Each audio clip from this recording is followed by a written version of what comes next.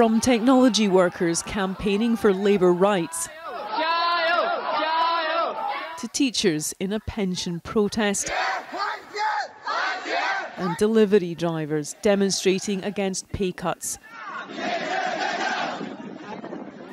China's workforce has become increasingly unsettled.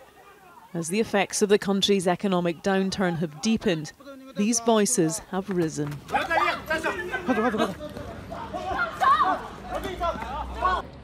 And in Guangdong, the most populated and productive province in China, the police this week stepped up their crackdown on dissent. 5 leading labour activists have been arrested and dozens more have been threatened. With the guarantee of anonymity and in the seclusion of our car, the wife of one man being held agreed to talk to us, despite also being monitored by the police.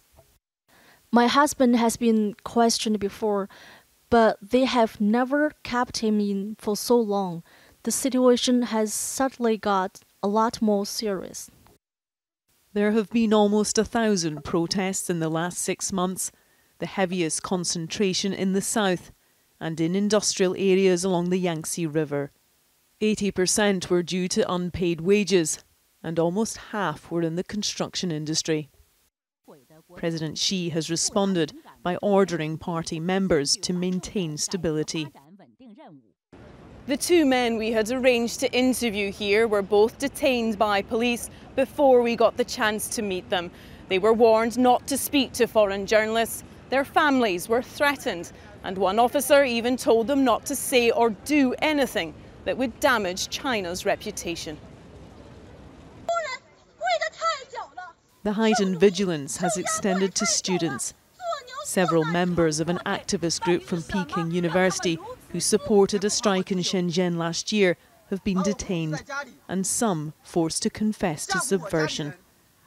For anyone associated with the fight for labour rights, it is a worrying time. It's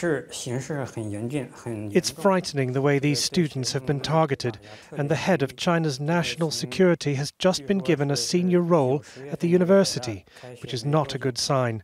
The government is clearly worried about a repeat of the 1989 student movement.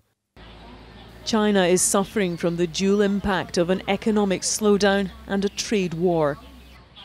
A challenging environment in which its people and their protests are deemed a risk. Debbie Edward, News at 10, Guangdong Province.